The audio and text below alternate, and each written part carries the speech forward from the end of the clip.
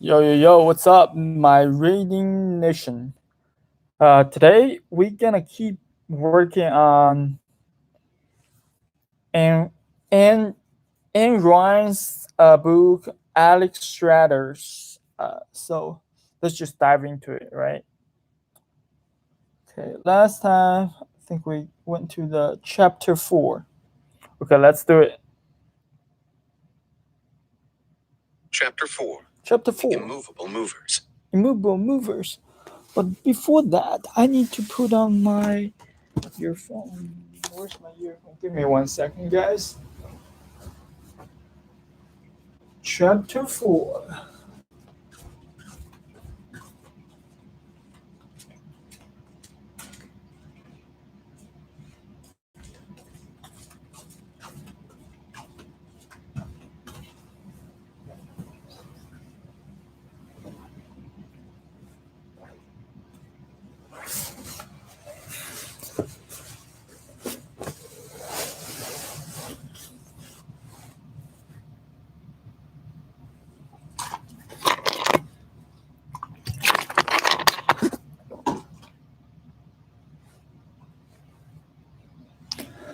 Motives our Dagnit look at the tiger building in the twilight was the first need.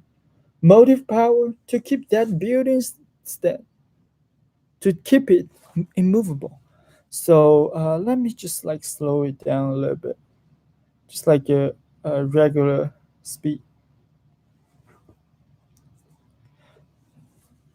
Dreaming too grand, the rest of the continent.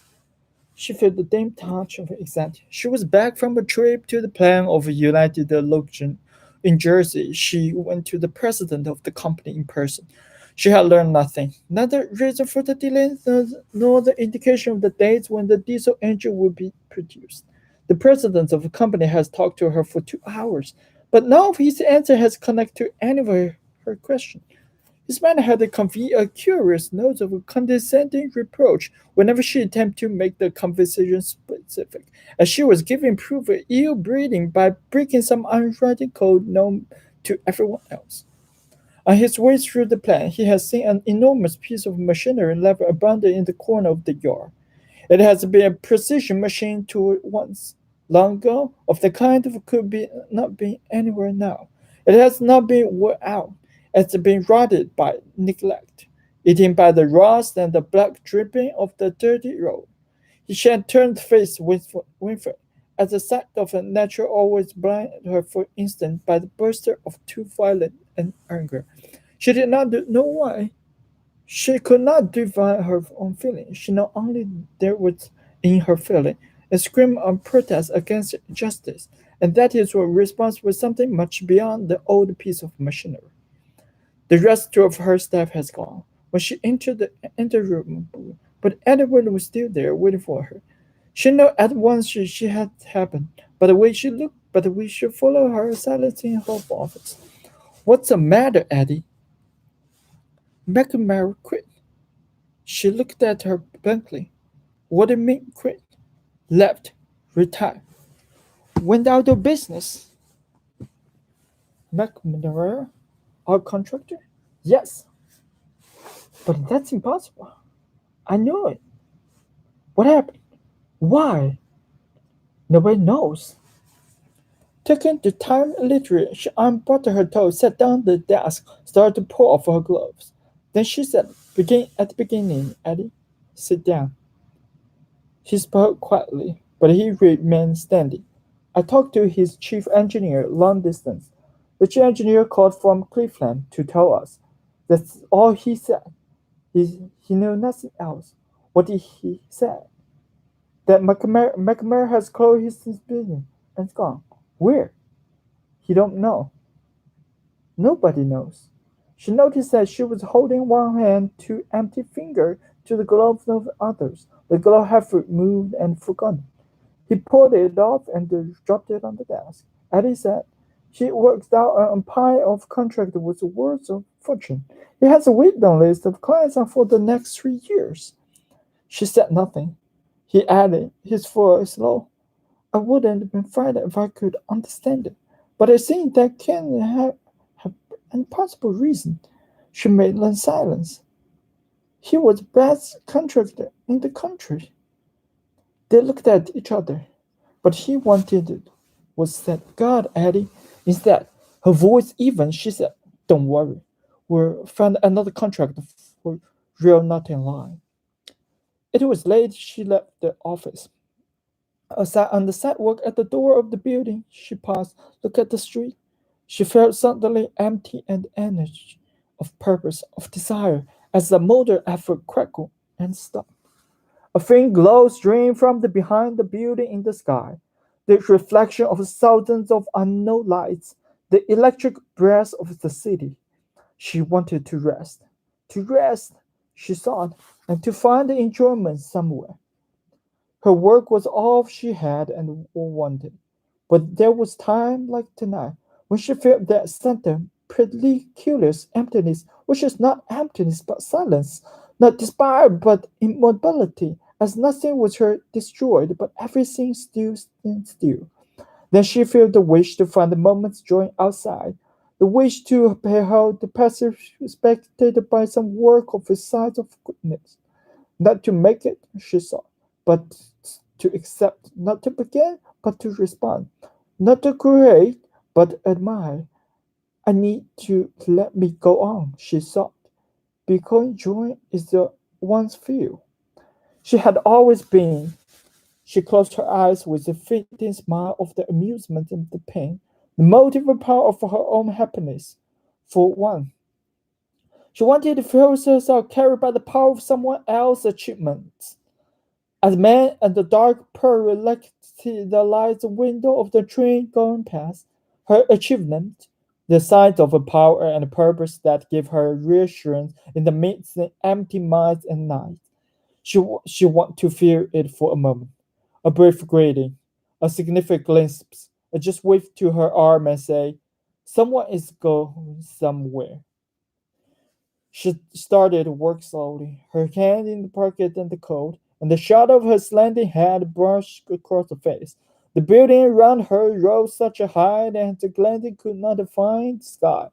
She saw it was taking so much to build this city. It should have so much to offer. Above the door of the shop, the black hole of the radio loudspeaker was hurling sound the street. There was the sound of the cymbals in concert being given somewhere in the city. There was a loud screech without shape, as the cloths and furnishings being torn at the random. This sketch with no melody, no harmony, no reason to hold them. And music was emotion, and emotion comes from thoughts. Then this was a dream of chaos, of the irrational, of the helpless, of the man's self abdication. She walked on. She stopped at the window and the bookstore.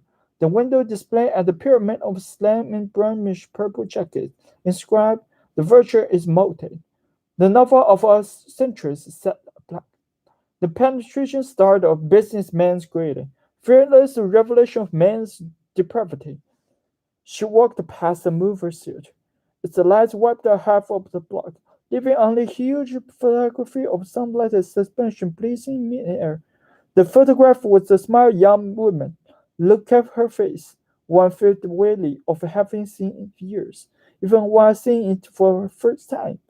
The letter said, in the mental drama given the answer of the great problem, should a woman tell? She walked past the door at a nightclub. A couple came staggering in the taxicab. The girl had the blurred eyes, perspired face, and the earring came in a beautiful evening gown added the slip off the one shoulder like a slovenly housewife bathrobe.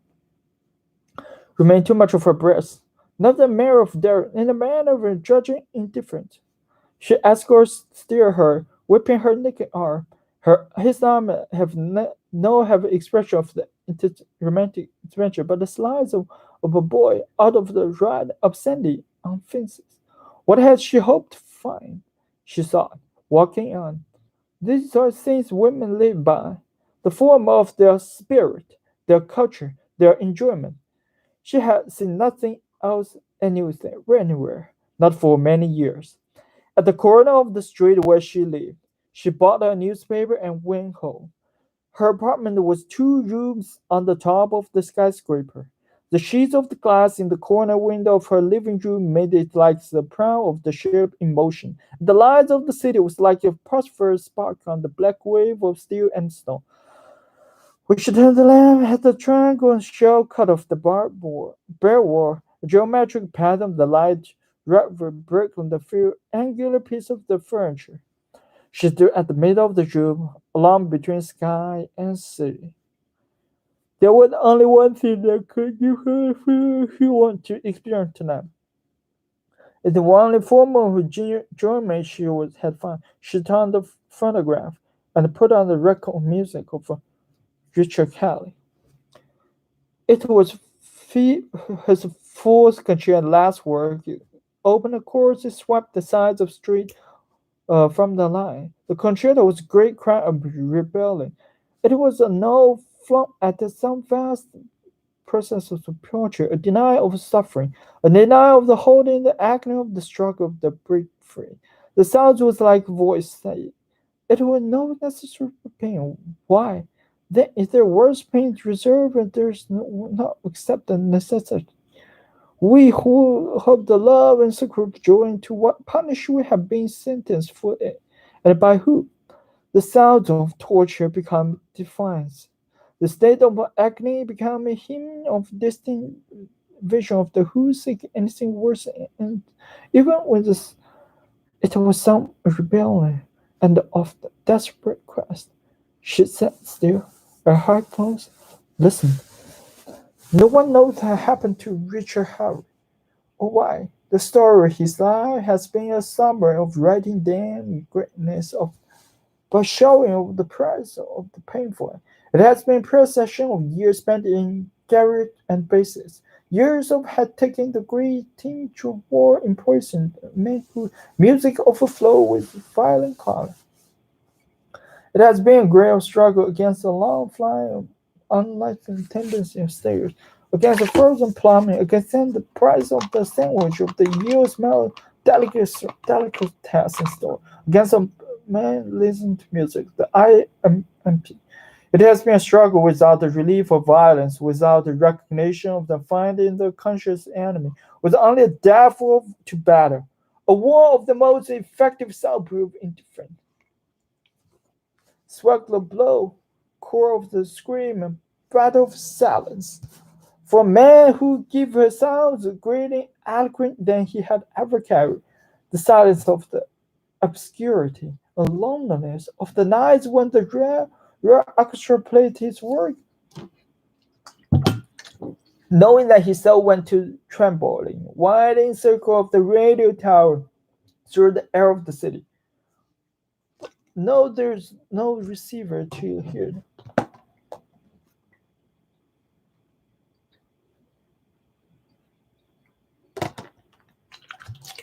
So I think that's it. And I hope you guys like it. Leave your comment below, like how can I improve the reading experience for you and for myself. If you mind, if you ever come upon this video.